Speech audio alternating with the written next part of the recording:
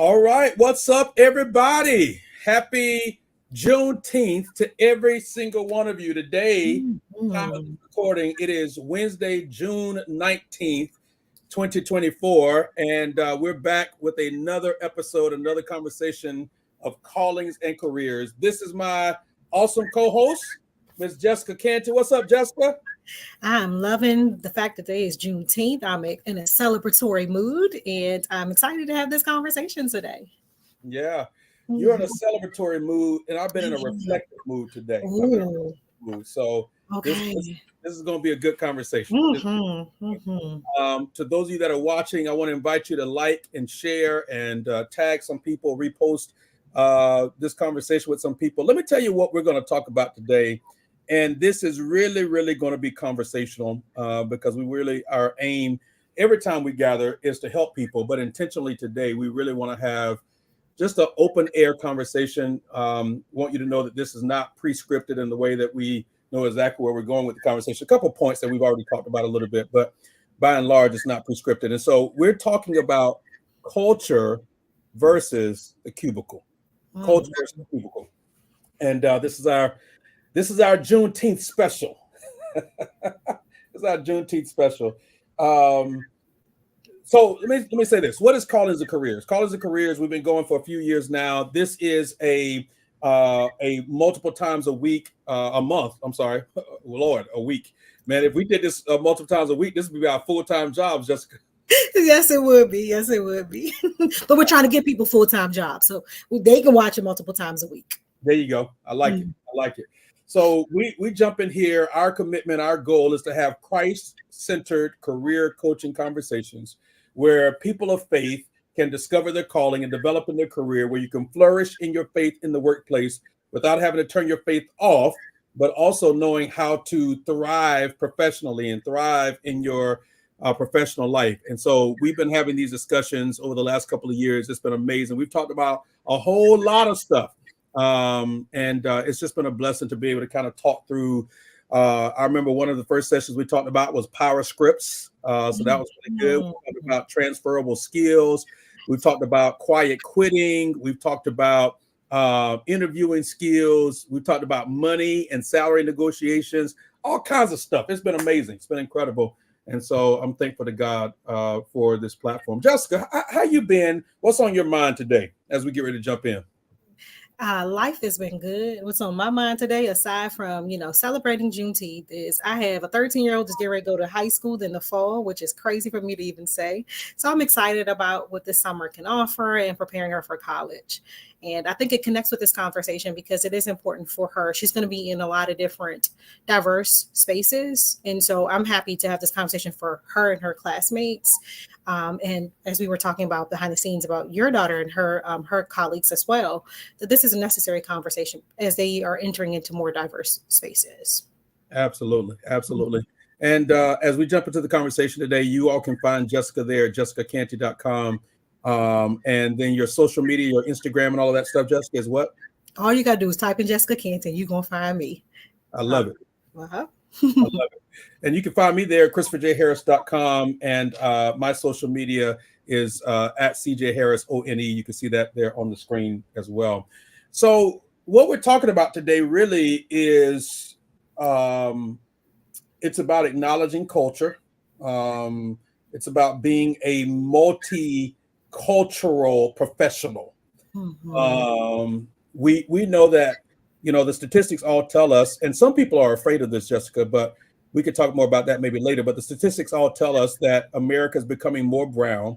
Mhm. That at some point here, some numbers have said by 2030, some have said by 2035, some have said by 2045, America will actually be majority brown, meaning African American, Hispanic, Native American, Pacific Islander, et cetera, et cetera. And that's, I mean, we see that happening right before our very eyes. That's not an indicator of political persuasion as much as it is ethnicity and culture and background and that kind of thing. And so I think it is critical and it's important for all of us to acknowledge that it's highly likely that the world that will be our future is going to look very differently than maybe what our grandparents encountered, It's highly likely that we're going to be working with people that are very different than us, that come from very different backgrounds than us. And so in the context of the conversation for today, with this being specifically Juneteenth, and well, I'll ask the question and then we'll back into later. We probably need to tell people what Juneteenth is because we've said it 5 times now. Some people may not know what Juneteenth is. But in the context of that, Jessica, how do we start this conversation? What do we say first to people in a multi-ethnic work environment? What's one of the first things we need to be thinking about or talking about in this conversation? This conversation has to be had because it's a way for us to be flexible and adaptable. It's a way for us to honor the culture of others and honor our own culture. It's a way for us to address our biases, which we did a whole episode on as well. So this is also something that is going to be attractive when you're looking for employers. And I think it's important for us to have this conversation on this day because it's very controversial as well. There's some businesses that don't participate in the holiday. There are some people who don't believe that they believe that the holiday discriminates on certain groups of people. So I think the marriage of those two, the controversy of the holiday, the necessity of the holiday, and also the necessity to be a diverse candidate that can work with not just different racial backgrounds, ethnic backgrounds, but even different ages and different skill sets. This conversation will help you to be the most qualified candidate and make sure that you're ready for promotion as well. Yeah. It's interesting because for a lot of people, even for what we've historically called minorities, right? But for a lot of people groups, conversations around culture and race and ethnicity automatically becomes an emotional one. Yeah. And I'm not saying that it doesn't involve emotion, but I do think the more informed you are, the better able you are in a position to respond appropriately, to react appropriately, to engage in a way that helps you and individuals to keep their character, their integrity, to keep the door open for reconciliation where necessary. And obviously, you know, those of us that are working outside of the home or working in professional environments, I mean, we spend a lot of hours at work. And it's important for us to kind of think through, man, how do I do this in a way that is redemptive and restorative, that for people of faith, how we do our work is actually a reflection of how we love the God we say we serve. He says that he's our first boss. And so how we do that. A lot of what we're talking about here too is about cultural intelligence, CQ. So we've actually done a number of sessions on emotional intelligence, EQ. Absolutely. This is about cultural intelligence. Let's take a moment and talk about DEI for a quick second, because that's a hot button conversation today's context, today's culture. So let's spend a few minutes talking about that. Absolutely. I have the wonderful opportunity to teach diversity, equity, and inclusion courses. I also have the opportunity to work with clients who are not experiencing diverse and equitable and inclusive spaces in their workspace. So I get to see it from both sides. And so it's a political topic because, you know, some people don't believe it belongs in the workforce. And because of some of the rulings from the Supreme Court, now that conversation is changing. But it's important for us to talk about diversity, equity, and inclusion because so many people have been excluded from opportunity. So many people have been tokenized because of their nationality or whatever the case may be. But it's important for us to have that conversation because if not, you're going to work yourself out of a job. You just, you're not finding. So workspaces are becoming less homogeneous and more diverse. So if the workspace is becoming diverse and you don't know how to work in that space, you're definitely going to work yourself out of a job.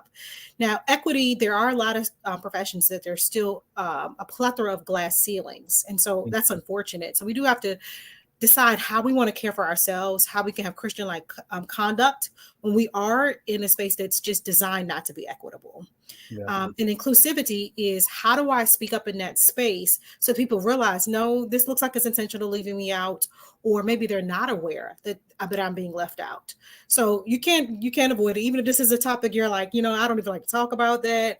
You can turn a blind eye to it, but it exists. We do have to have that DEI conversation.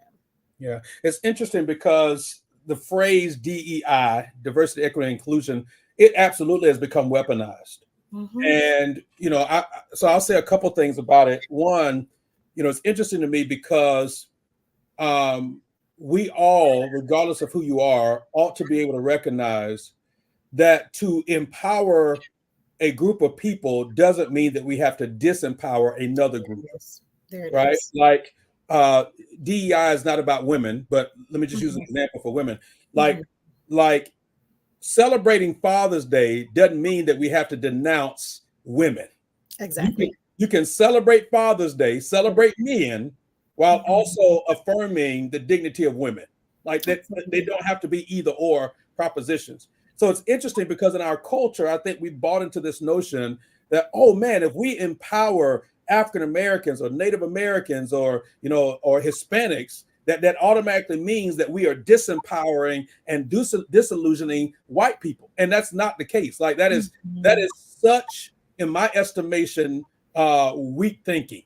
So I think we've got to acknowledge that. I think secondly, I think it's important for us to say that regardless of your background, everybody wants to be seen, heard, and valued. So I don't care what your race is, what your skin tone is, whether you mark that Hispanic box or not on the survey or the census or any of those things. Everybody wants to be seen, heard, and valued. Honoring and understanding and learning through mechanisms like DEI helps you to be better able to see, value, and hear the people that you're working right around the corner with. The final thing I'll say is, a lot of people don't realize this, but when you say that you are colorblind, that is actually a disregarding of what your coworkers are bringing to the table.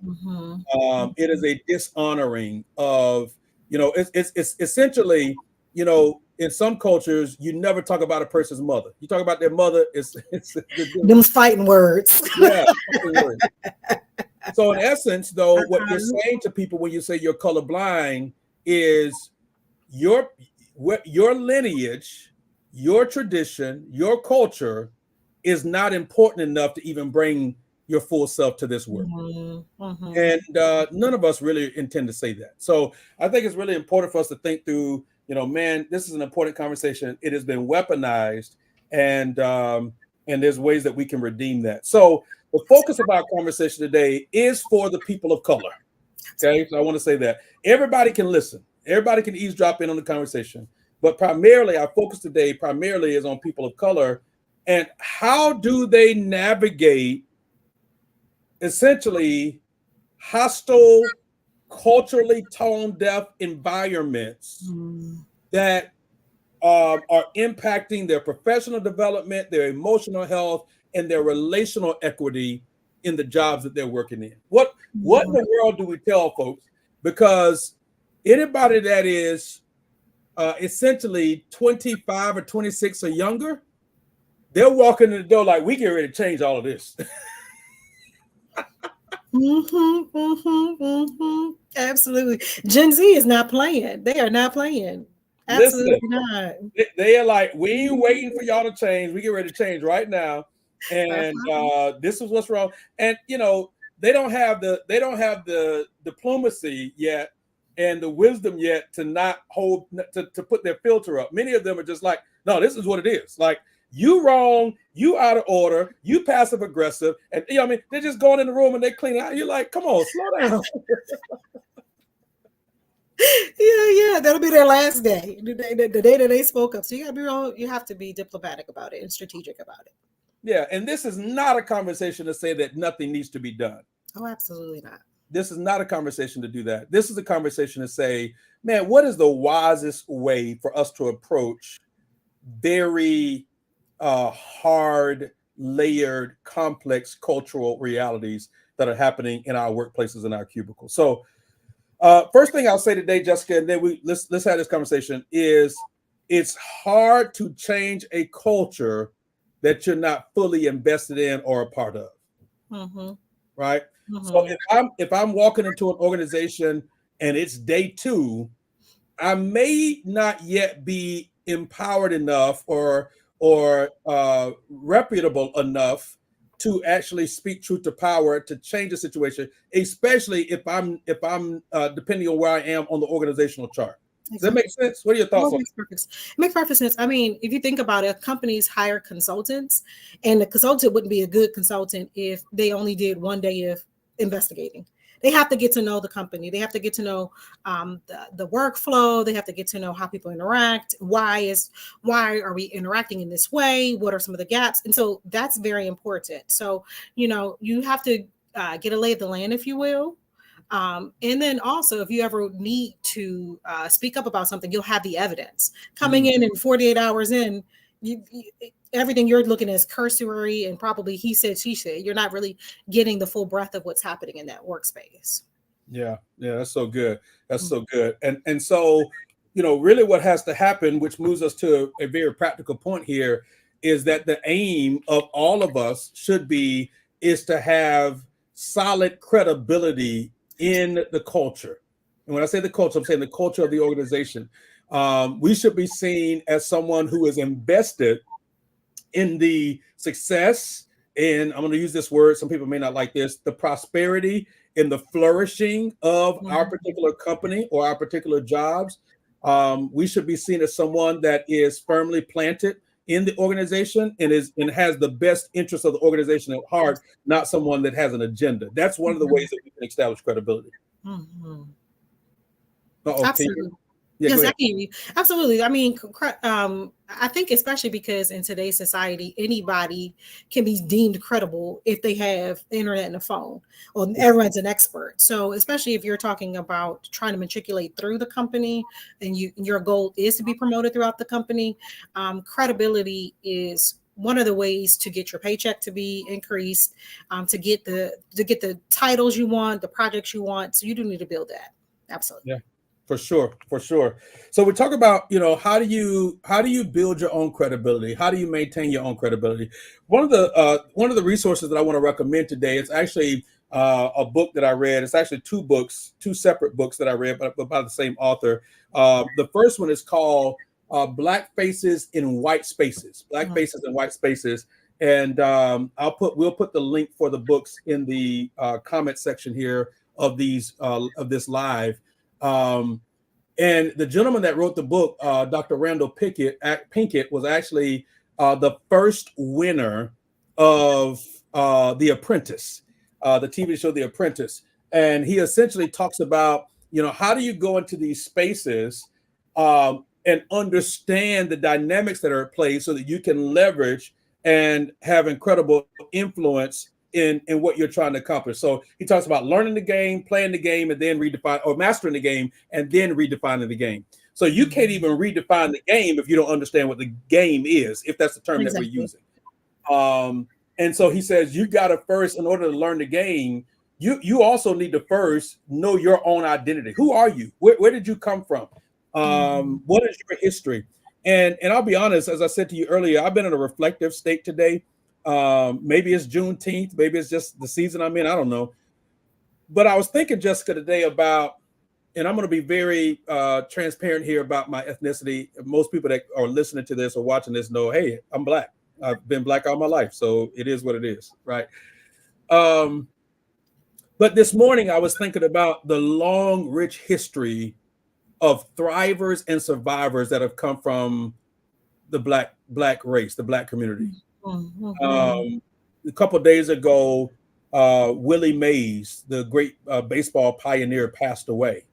And last week, a very well-known civil rights leader passed away. And on the backdrop of all of that, I was thinking, man, what kind of attacks and verbal assaults and critiques and hostile environments that someone like a Willie Mays have to endure? Can you imagine what the crowd at the baseball stadiums were yelling at him when he would come out? I mean, this is in the 1950s, Jessica. This is in the 1950s, right? The pastor the civil rights pastor that passed away last week, he was a huge proponent of nonviolence. Absolutely. There's a video of him saying, if they hit you, don't respond. You're like, what? Isn't that a reflex? Like, you got to train your hands. Absolutely. The video says, if they hit you, don't respond. Yeah. So I'm thinking about this, and today is Juneteenth. We'll break that down in just a moment for people that don't know what it is. But I'm thinking about this, and I'm saying, so man, here we are, and the moment somebody looks at us sideways in the conference room or at the leadership retreat or at the staff meeting, we ready to blow the whole place up. And I'm like, man, our DNA doesn't demand that we blow the place up. We got to figure this thing out. Absolutely not. I mean, and the other thing is there's a stereotype that we will. So you do, Ooh, that that's so good. Yeah. And even when you're talking about Willie Mays, I think it was probably a couple of weeks ago, I was hearing how even him and other players like him were discredited from their achievements. Like the Hall of Fame had to readjust people's position because they finally recognized the Negro Baseball League and all the accomplishments that those baseball players had. So can you imagine being in a workspace where your accomplishments are discredited on a regular basis, where someone else who is not doing the work as well as you, and you have a track record proving that, is still getting the notoriety? So I can't imagine that, and then going on the baseball field and being, assaulted, or, the idea that what you're standing up for is right, but it's okay for someone to put their hands on you because they don't believe what you're saying is right. So we do have to put that in perspective of history, in the stereotypes that we are combating just by coming into a workspace. But before we even open our mouths, there are some stereotypes about who we are and how we show up in that. Because very similar to what you said, like this morning I was a bit reflective because I am African American. However, in my ancestry, I do have a biracial lineage. And so just thinking about what that means on Juneteenth, it's a really interesting conversation. I can get on my soapbox about colorism and the idea of what does it mean to be an African American woman and things of that nature. But I do think it's important to reflect before we react. So when you do walk into that space, do you have the credibility like you were mentioning earlier? Are you willing, and is this a space for you to be okay with if you are discredited, or what are you going to do about the discredit? And plan accordingly, move in wisdom. Yeah, that's so good. That's so good. Which really I think moves to a place where we gotta, as we talk about navigating, tense cultural spaces, one of the important things for people to recognize, particularly people of color, as you're navigating different spaces, I think it's important to distinguish between when a colleague is a problem versus when the culture of the organization is a problem. Yeah. Right? Because if you got a problem with a colleague, you need to respond to that very differently than if you're dealing with an issue that is embedded into the culture of the organization or the culture of the workplace. You've got to be much more methodical, strategic, intentional, play the long game. If we're using that language, the marathon, when you're trying to deal with cultural realities versus dealing with just a problem colleague. Does it make sense? Oh, it makes perfect sense. It makes perfect sense. I mean, that's even like we learned that in elementary school. Like the issue is with the students, not necessarily with the teacher. But when you realize it's pervasive, that's where that groundswell metaphor of how do we address what the underlying issue is. Because there are some environments that allow colleagues like that to flourish. However, you have to give the opportunity to interact with that colleague and follow whatever SOP it is that your company has about reporting any grievances or any complaints. Yeah, I was talking to someone. I'm not going to disclose too much because I didn't get permission from them to disclose the details of this. But I was offering some wisdom, a word of wisdom and a word of knowledge about some hostile work stuff that they were dealing with. And the person was very honest with me to say, you know what? I'm at a place, I'm tired of taking the high road. Okay. I don't want to take the high road anymore. I've been the one that has been taking the high road, keeping my mouth closed. This person is still feeling empowered because they haven't been shut down. I mean, there's been reports and grievances filed. I've not been the only one, et cetera, et cetera. And so I want to speak to that person or people that kind of have that mindset. And that is, as much as we don't like it, and I'm just going to say this way, as much as we don't like it, I do believe not that God causes these situations, but if he allows them, oftentimes they are helping to develop our character, right? And having a character that is reflective of humility, the fruit of the spirit, love, patience, kindness, joy, long suffering, all those things, you can't lose when you are displaying and walking out Christ likeness. There's no way you lose. Now, in the short term, you may feel like you're losing. You may feel like somebody's taking advantage of you, but there's a reason why Galatians, when it talks about the fruit of the Spirit, it says, against such there is no law. There's no law that's gonna imprison you or arrest you because you were loving too much, because you had too much joy, right? So I just think sometimes too we miss these moments where God actually is allowing a situation to also develop our character in the workplace. Your character and your decision making as well. So, and I guess that kind of goes hand in hand. So, if in fact you are called to be in a different area or called to move to a different job, you'll have a better decision making. I guess you could say framework, because you now know, okay, I know what that looks like. I know what microaggressions look like. I know, if they have a website and it says they're diverse, but everybody that interviewed me looks the same. Like, so you'll have at least some of that in your back pocket too. So to your point, when God allows that, are you open to learning? Or are you in that fight, flight, freeze space where like every day is a struggle to get there? Are you open to learning? Yeah, that's so good. That's so good. Which I think moves us to the next point, and that is you can't fight every issue. Like, every issue is not a crisis. You gotta pick your battle, pick your crises, so to speak. And I've dealt with this. I'm not sure if you have or not, but there's a lot of times, you're helping to coach, especially executives, newer executives in a new particular organization, or they're still getting their legs underneath them, and they're trying to navigate like, okay, I see what's wrong. This is a cultural issue that we're dealing with, or these are, things that are embedded in the culture. And now I got to figure out, because, the subordinates, or the people that are in a different category, different level on the organizational chart, are now looking at me because you were brought in and you're the person of color that's representing us in the C-suite, and so to speak. So now the pressure is on you to figure out how do you respond, right? And I think one of the things you got to determine is, if there's 5 issues, you got to be wise enough to determine which one of these issues do I need to deal with now, and which ones do I need to table later. Because if everything is an issue, you really sort of mute or lower the impact of your voice if you're fighting everything. Absolutely. What would you say to that leader, Jessica? Oh, absolutely. I mean, I teach leadership courses, especially for middle management, upper management. And one of the things is you do want to establish a space where people can tell you what their grievances are and what it is that is challenging them in the work. And you can get their voices in terms of how to prioritize it. But when everything's a priority, nothing's a priority. It's like when you highlight everything in a page, nothing's really highlighted because everything is all lumped into that one thing. So it just, I mean, from a time budgeting perspective, from a project management perspective, it's just not going to work to try to do everything, try to solve every issue. And then that's where delegation comes into. So, you could definitely delegate and lean towards the strong suits or superpowers of people on your team to address the different issues that come up. Yeah. I'm gonna kind of lift up a conversation that I had with my wife a few weeks ago, because she, the position that she's in, the role that she plays, she often has to be the change agent to change a culture. She has to be that change agent to navigate that.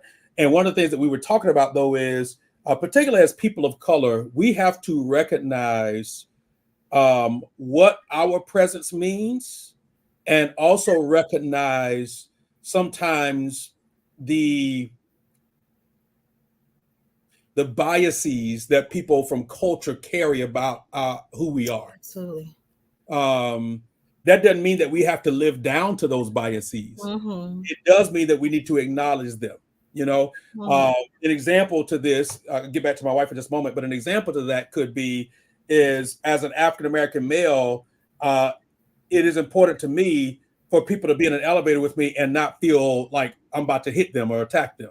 So I may do things intentionally to try to dispel the myth of being this big, angry, whatever Black man that's going to cause them to be afraid. So it may be a hello, a smile, or something along those lines. It may be intentionally making sure that I give space, not trying to get too close to their personal space, that kind of thing. It may be that I intentionally turn my side to them so they don't see me, feel like I'm facing them. These are all things that, from a cultural perspective, we have to think about. So to the point that my wife made, she said, because I recognize what my presence means as an educated, African-American woman, sometimes if I'm in a meeting, I will intentionally lower my voice, she said, you know, Mm. and to try to make a point, because I mean she's the big stick in the room. What she says goes, but her credibility is based upon how that message is delivered. Oh, And absolutely. I feel like our children, maybe those that have not been totally mentored or developed or trained in certain corporate spaces to handle the cultural distinctions, may not realize those nuances. And so I think even having this conversation today may be impactful or empowering for some people. What do you think about that? And have you had to navigate that yourself and all of that? Oh, absolutely. I mean, it's unfortunate that there's still a double standard in the workspace for 2024 for behavior and expectations. I Mm. mean, it's something that I think I learned not just from being at home, but also at church as well. So some of that fine tuning not everybody has had. I mean, I can recall my mother and my grandmother telling me that there's certain clothes I couldn't wear because of an African American body versus a Caucasian body. The length of my skirt had to be a certain length because okay, other races can do that. You can't do that. The way that I groomed myself or the way I came into the office, it had to be of a certain standard because you have to understand that this is a privileged space to be in because not everybody can be there. And so you're representing us in that way. I mean, to be fully transparent, it's a part of the reason why my name is Jessica and my sister's name is Jennifer. My parents recognize that there's discriminatory and biased spaces where names that sound African American, you know, and so there's still a double standard that exists, and so until those things are abolished, and we have to say it in a way that people can receive it so that they can't just react to our response, because Mm. I mean we're rightfully upset when there's discrimination in that space, but people can't quite hear it if it's yelled, if it's used with vulgarity, or if it's, you know, a part of cancel culture. And so you have to be able to present that in a way that people can receive it. Double standards exist. Yeah. Yeah. Um, I think it's important to name and say, for people that are listening to this or that may share this with their children or their mentees or mentors, acknowledging the double standard doesn't mean that you're endorsing the double standard. Absolutely. That's good. I think it's important for us to name that and say that. Mm-hmm, mm-hmm. I do want to press rewind on something you said, because I think it's some meat there that I don't want to skip past really quickly. As a woman, you talked about, you know, being taught about your dress and, Mm-hmm. you know, African American, Hispanic women's their build is different Mm-hmm. than white ladies, white women, and Absolutely. you know, that kind of thing. Talk to that new person that's being hired in corporate space now, or this is their first year in corporate America, and they feel like it's suffocating, that they can't wear what they want to wear, they can't dress how they want to dress. Talk to that young, educated, vibrant young lady who has all of these clothes in her closet, but she's been limited to, you know, 1/3 of the closet because all of the older women and all of the professional women and her new mentor that her job assigned to her have all said, you need to be modest, you don't need to do this. You know, talk to that young lady that's listening to this. It's rough. It's rough. I'm just gonna say it is rough. I understand because my mom and my grandma was like, put on a slip and put on stockings. I'm like, but this girl sitting next to me got a mini skirt on, and I want to be able to. Absolutely, I understand. I completely understand. It is rough, and especially in a time and space where fast fashion does accentuate curves and cleavage. It's even rough to even try to find the clothes. So you have to. What is fast fashion? That's So new for fast fashion is typically like those companies that turn over every season. They're following the trends. They're typically cheaper, more cheaply made, not high quality fabric. And those are things that if you're in your 20s, it's more easy to purchase because of the price point, right? So it's a little bit more expensive to invest in all of the things that are going to be those classic pieces to keep in your wardrobe. And I can get my soapbox about this one because I often teach queens about this as well. That is something that we do have to invest in. It is rough. It's worth it though. I'm gonna tell you it's worth it. What's worth it? What's worth it is making the adjustment to know that this is work. So like you're not gonna wear an outfit that's designed for work to the swimming pool, right? Because it just doesn't fit that to that space. You're not going to work at McDonald's and wear a Burger King uniform. it would not be appropriate. So you have to think about it longevity wise. I'm not saying, that you cannot, because now a lot of the idea around certain spaces are more smart casual versus conservative, or, really like corporate America. So you can be creative with those outfits. The thing is, like, there's already stereotypes that Black women and women of color are over sexualized. You don't want to operate in that stereotype. So yes, we do have to be mindful of how tight the fit is, how short the skirt is, the length of the pants, and how it may be accentuating. Do you want them to pay attention to your body or to your brain? That's the question. That's the bottom line. We can't change their stereotypes for them. That's their character and they have to change it. But do you want them to focus on your body or your brain? For me, I think my brain is going to last a lot longer than anything else. So I want them to focus on my brain and my skill set. So I do have to be more conscious of what I'm wearing when I go to work. So there's a young lady listening to this and she's like, I hear that, but they just need to change. That's old school. It's, past time for this. And I'm not going to change. So I think the argument then becomes, do you not change and then get put out or dismissed or alienated in an organization or a culture that God may have opened the door for you to be a change agent there?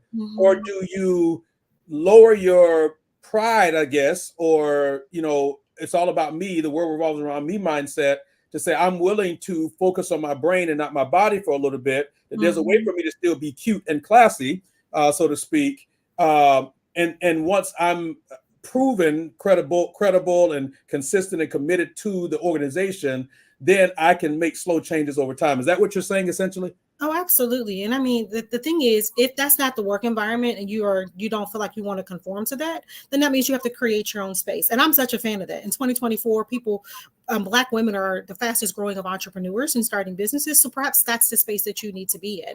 If you feel like that's too stifling, I do though think that you get to learn another side of you if you do try that on.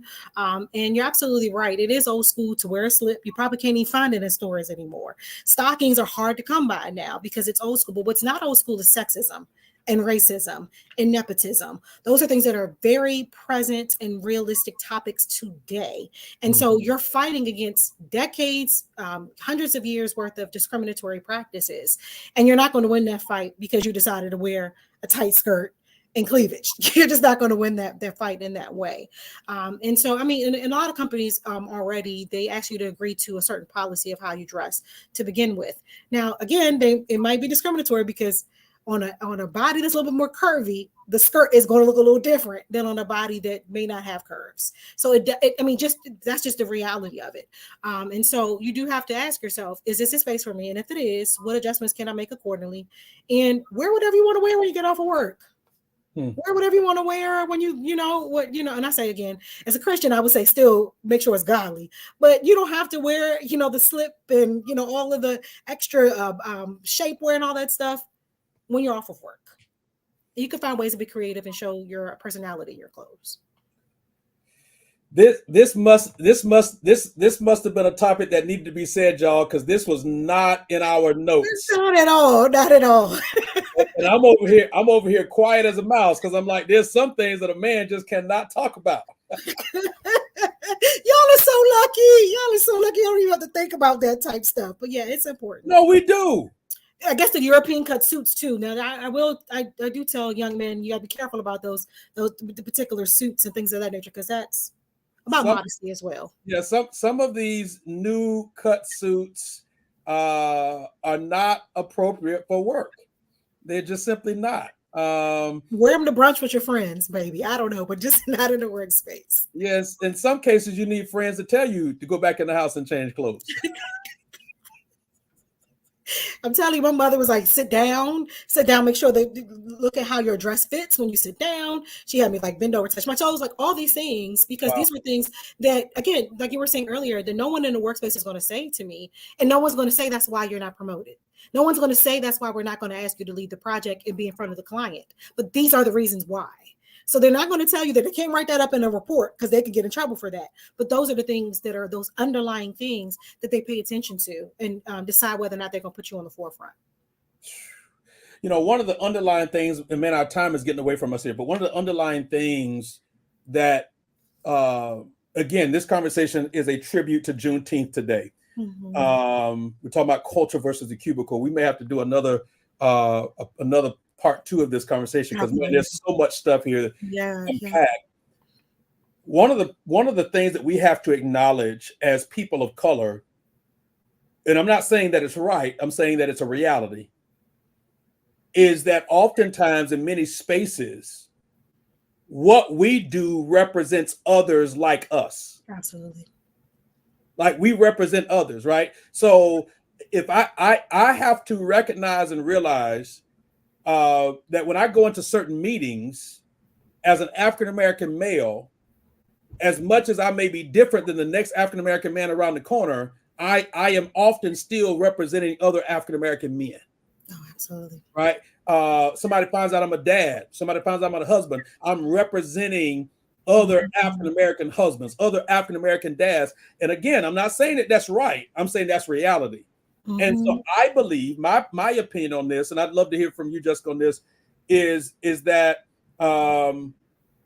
that acknowledgement should impact what we do, what we say, how we do, so that we don't confirm some people's echo chamber biases that are actually wrong. Absolutely. Absolutely. I see that in my practice because I think one of the things I learned in church is that being on time is incredibly important. And there is a stereotype about CP time. And so in my private practice, that's why I am adamant about the professionalism. Now we might laugh and joke in session when I'm with my clients, but I want everything to be professional. Because even though there is a mental health crisis in this country, and one of the hardest things to find is a Black woman therapist, I still recognize that any little thing I do, if I'm 5 minutes late, see, that's a Black woman thing. If I say something in a certain tone where I'm challenging a client's thought process, it can come across as that angry Black woman. And so I do recognize that even though I'm a commodity in my profession, it could change in an instant. So I have to be very careful about that, especially in the workspace where if I profess Christianity, I know they're all watching me, and so everyone on my team knows, oh, that's Jessica's the Christian one. They have a couple of nicknames for me because of that, but I have to be right. I have to recognize that what I do now is representing a whole faith. Whether that's right or not, I don't think it is, because God is not finished with me. I'm still a work in progress. It's a reality. Yeah.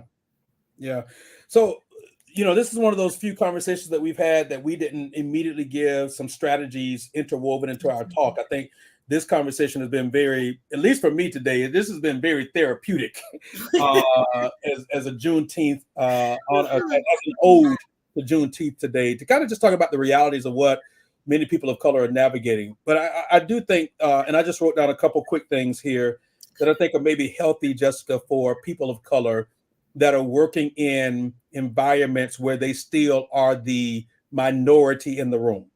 One is, I think it's important to study the environment.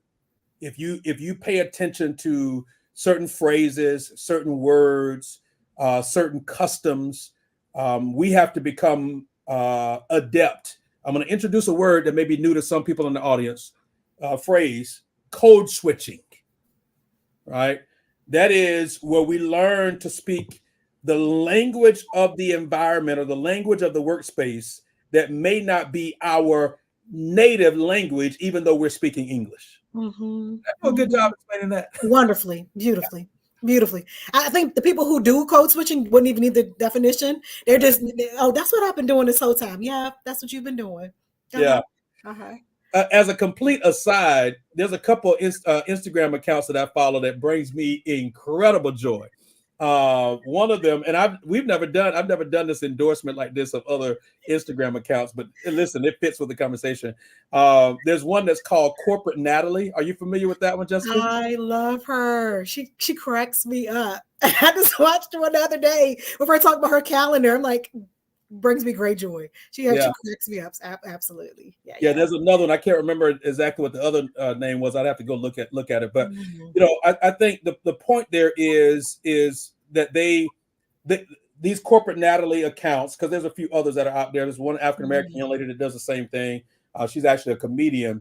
They are taking what everybody sees in the environment and basically punching holes in it, or poking fun at it. They're having fun about things that become very serious for a lot of people. If for example, you lose your keys or your name badge a lot and you get written up for that, you can't just immediately say that that's a racism thing. You can't say that that's a cultural thing if you're paying attention and studying the culture of the environment and realize, man, this is like your social security card. This is like your passport to get into the building, to log into your computer, to get into the break room, to get into, the meeting room, to get into the workout spaces if your job has that, all those kinds of things. On the back of it is your passcode to log into certain, platforms that your company has as proprietary platforms, all of those things. That's not a race thing if you're paying attention to the culture. So I think it's important to do that. Absolutely. Yeah. It's a security and money thing. Yep. So study the environment. Here's a second one that I think is minimized a lot, and that is you need a mentor that is of your ethnicity in your profession. Somebody that is further down the road in your profession that understands what it's like. In your case, Jessica, you're African-American female. In my case, African-American male. I need some African-American males that are doing what I'm doing, that are 10, 15, 20 years ahead of me, that can say, hey, I went through that. You don't need to do that. You need to go over here and do this. So, the mentors that we give access and space to our lives to speak truth can save us months or years worth of damage or damage control or mistakes or money or all of that. I don't know. I see you nodding over there. Go ahead. Every stage of my career, I've had a mentor. Even now in the entrepreneurial space, I have two mentors. I have one in the entrepreneurial space and one in the therapeutic space. So I just know that the money that I'm making, the flexibility in my schedule, how I'm showing up in life is because I had a mentor. So it's not, they're definitely going to shorten time. And if you want more money in your check too, they know how to get you there as well. So and we did a whole episode on, having that career executive board, and a mentor is vital to that. Yeah. We sure did, didn't we? We did a whole episode on who you need to have on your personal board of directors. I forgot all about that. We sure did. I think the last thing here, and then I think we'll wrap up for today, is if you're a person of color in spaces where you're still the minority, you need to have spaces where you can show up and be your authentic cultural self, right? So if you got to have the legalese and the language and the code switching for 8 hours a day, at some point that week or at some point that month or at some point that weekend, you need to have somewhere where you can go, so to speak, where they're going to be playing the electric slide. Now, that is a complete stereotypical, statement I just made. Let me acknowledge and name that, okay? That is completely stereotypical. But you get what I'm saying. You need to go somewhere where they're playing Family Reunion. You know what I'm saying? Where DJ Quick and Sugar Free or whoever else. You'd have made a whole playlist. Maybe that's what he do. Create a playlist for this episode so people can go decompress and then come on back in the office. Yeah, this is your Culture versus Cubicle Spotify Apple Music playlist. Come on. That's what we do. This is for the culture. And I would say that's especially important for people who are in the military. I have had clients that struggle around that, especially African-American women in the military, because it's like a double minority to be in that space too, to be Black and to be a woman in the military, even down to being able to care for yourself and your physical body, your hair, your nails, things of that nature. You do need spaces outside of that. So corporate America, most definitely, but I'm also seeing clients that are like in the military, and that's a big struggle because there's still so much discrimination in that space. And again, I'm not speaking against the military because I come from a military family, but that's even more important if you are in the military. Yeah, no, you're absolutely right. I would say the same thing, Jessica, for people that are in ministry and they, if they're a person of color, African American or Hispanic, and they're serving in a majority white church context or culture, that may not be, they may not be singing the music of your grandparents and your great grandparents. They may not have the language and the style and the culture church wise, but this is the church that God has led you to, or the church that you're serving in, or the church where you're able to be planted in. And there's completely nothing wrong with that. But you also need to have, Pastor Brian Loritz said something one time. He consistently pastored a multi-ethnic church in Memphis for a number of years, planted that church, and it grew to be a healthy church. And then served in some other spaces where he was oftentimes the only person of color in the room. And he said his saving grace oftentimes was a weekly breakfast that he had with African-American pastors that were in Memphis. He said he'd go over and he knew how to deal with, his multi-ethnic, multi-class church, right, in the suburbs or what have you. But the sanity point for him was being able to leave that space for a period of time and go and have breakfast with African-American pastors that could reconnect him back to a part of his identity and part of who he was, that empowered him to then go back and then serve in a way without losing himself in that environment that he lived in. And so that's just one example, I think, of why it's important to, find those spaces where you can be your authentic cultural self. Man, this has been an incredible conversation today. Anything we might have missed or anything you're thinking about, any points that you have reflected on since we've been talking?